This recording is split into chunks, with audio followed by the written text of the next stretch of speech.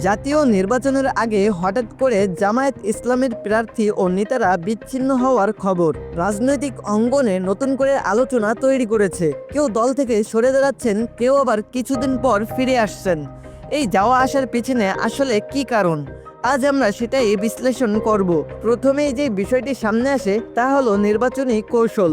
জাতীয় নির্বাচনের আগে প্রতিটি দলই আসনভিত্তিক হিসাব নিকাশ করে, কোথায় জয়ের সম্ভাবনা আছে, কোথায় জোট দরকার, আবার কোথায় সরে দাঁড়ানো কৌশলগতভাবে লাভজনক। এই সব হিসাবের ভিতর দিয়েই প্রার্থী বাছাই হয়। এই প্রতিক্রিয়ায় অনেক সময় স্থানীয় পর্যায়ের নেতারা নিজেদের অবস্থান নিয়ে অনিশ্চয়তায় পড়েন। টিকিট নিশ্চিত না হওয়া বা আসন নিয়ে চূড়ান্ত সিদ্ধান্তে দেরি, এই বিষয়গুলো থেকেই তৈরি হয় দূরত্ব। দ্বিতীয় আছে স্থানীয় রাজনীতির বাস্তবতা। কেন্দ্রীয় সিদ্ধান্ত আর মাঠ পর্যায়ের রাজনীতি সবসময় এক লাইনে চলে না।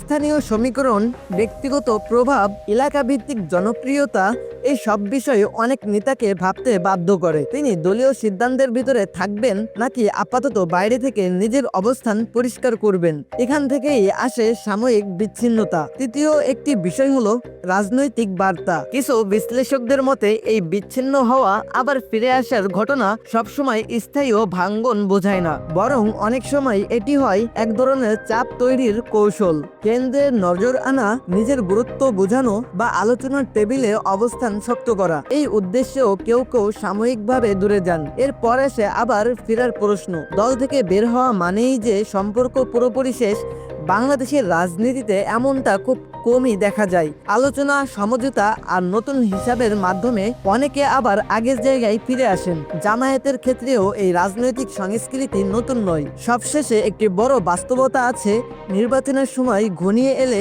দলগুলো সাধারণত ভাঙনের পথে নয়, বরং শক্তি সংহত করার দিকেই হাঁটে। তাই আপাত দৃষ্টিতে বিচ্ছিন্নতা দেখা গেলেও ভিতরে ভিতরে চলতে থাকে যোগাযোগ, আলোচনা আর সমাধানের চেষ্টা। সব মিলিয়ে বলা যায়, জাতীয় নির্বাচনের আগে জামায়াতে ইসলামের প্রার্থী বা নেতাদের যাওয়া আসা কেবল ব্যক্তিগত সিদ্ধান্ত নয়, বরং এটি নির্বাচনী কৌশল, স্থানীয় বাস্তবতা এবং রাজনৈতিক সমঝোতার একটি সমন্বিত চিত্র। নির্বাচনের দিন যত এগিয়ে আসবে, এই চিত্র আরো স্পষ্ট হবে। কারা থাকছেন, কারা ফিরছেন, আর শেষ পর্যন্ত দল কোন পথে যাচ্ছে। সুপ্রিয় দর্শক, তো এই ছিল ভিডিও। এর পরবর্তী ভিডিওতে আবারও দেখা হবে ইনশাল্লাহ। আসসালামু আলাইকুম ওয়া রাহমাতুল্লাহ।